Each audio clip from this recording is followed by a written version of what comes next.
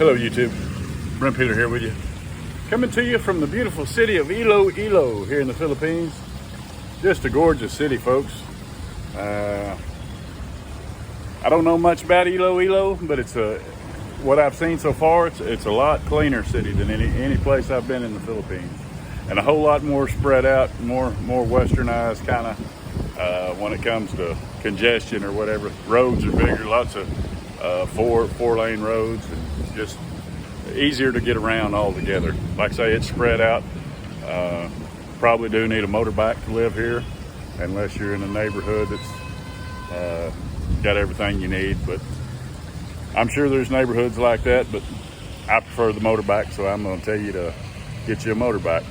But like I said yesterday, there's just cranes everywhere.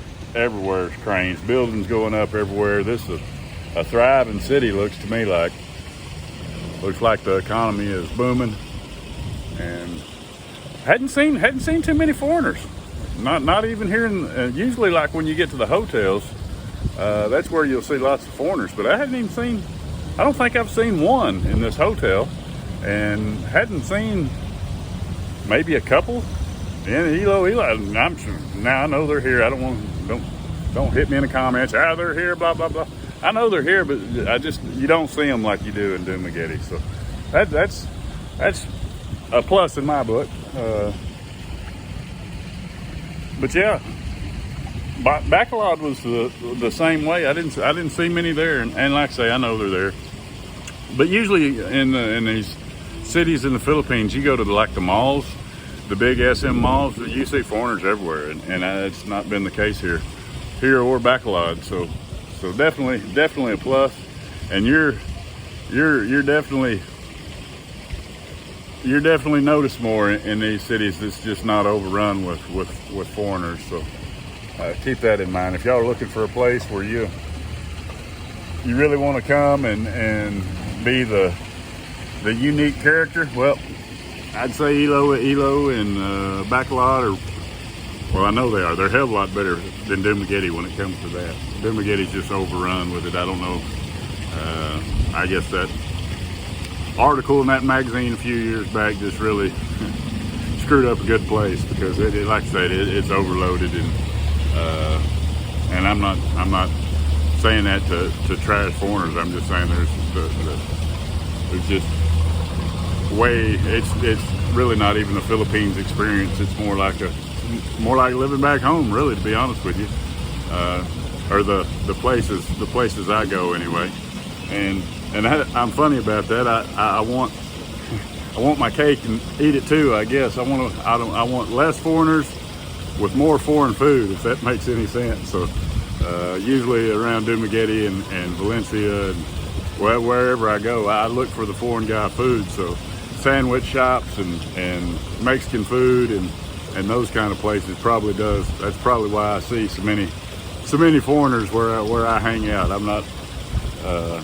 I'm not hanging out at the regular mom and pop Filipino restaurants, which I should, because their food is 100% better than the shit I've been eating, or the Mickey D's and that sort of crap. And that wave is coming, folks. It's here, and the people are starting to pay the price. This place, every city's got a few McDonald's and Dunkin' Donuts, and just all that trash is coming over here too. So it won't be long. They'll be in the Philippines. The Filipinos will be in the same shape as us sick Western guys. I don't know much about the medical deal over here. I don't have insurance, and I've never been to a hospital or a clinic over here. There are pharmacies everywhere, but you need a prescription for anything. I know when I had food poisoning, I walked into the pharmacy and thought they'd just give me something for food poisoning. They said, no, you got to have a prescription. You got to go see a doctor. In Vietnam, when I got it, I just walked in. That guy loaded me up. He gave me about 4 pills or about 4 or 5 different pills, about a 2-day supply of everything, and I walked out of there, and hell, I was good to go in about 48 hours. But you can't do that here. They want a prescription. I'm sure going to the doctor is probably pretty cheap. I'm sure that's not an issue, but I'm not a doctor going I don't like going to the doctor. It's just not one of my things to do, and I've spent a lot of time here in the last few years at doctors, a lot more than I'd like to. And so, like I say, that's not my MO. But yeah, just a beautiful city, folks. I think I highly recommend Iloilo. It's not too big, not too small. It's not Cebu. It's definitely not Manila. Manila, they just need to bulldoze that some bitch down and start over, because it's so hard to get around there. The city has just overgrown all the roads, and it's just one big traffic jam. I'm sure there's good parts in Manila too, but I've been to Makati and I've been to BGC, and I didn't find them much difference than any of it. You know, there's extreme wealth and extreme poverty on the same street everywhere I was at. You know, I know people say go to BGC and Makati in the finer neighborhoods, but I'm just telling you what I saw, folks. You can take that with a grain of salt. That was what I observed, and Manila's a no-go for me. Cleanliness, this place is super clean. The streets, it's actually got sidewalks that you can walk down and not worry about getting run over by jeepneys. And that's another thing, the jeepneys here, and you don't see them great big tricycles like you do in Dumaguete. You still see tricycles, but they're them little beer can Angela City type tricycles. They have upgraded most of their jeepneys, so they're not them diesel, oil burning, gas guzzling, World War II remnants of the war. You know, they've modernized them. They're a lot I guess more fuel efficient and friendlier on the environment, if that's what turns you on. But yeah, just a nice city, and like I say, it's foreigner friendly. I've been all up and down this neighborhood here. Found a local little restaurant that serves pretty good breakfast and does the milkshakes and the milk tea. I'm a sucker for that milk tea. But I went yesterday and they put them damn snot balls in my tea, and so this morning I told them I ordered something different, and I said, now you ain't gonna put that tapioca bobo or some shit they call it.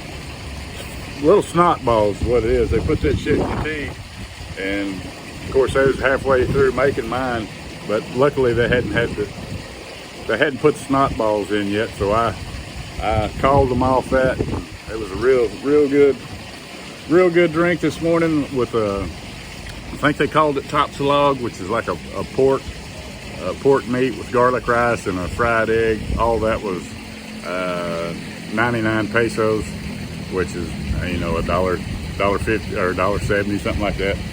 And of course my milkshake was another 90 pesos or something like that. So probably about a $4 breakfast. Right next door I could have got the same breakfast for 35 pesos, but I walked on by it because I didn't like they didn't have no seating arrangements. I don't know if you're supposed to eat your rice on the go or what, but I wasn't having it. I went on down to the place I was familiar with from yesterday.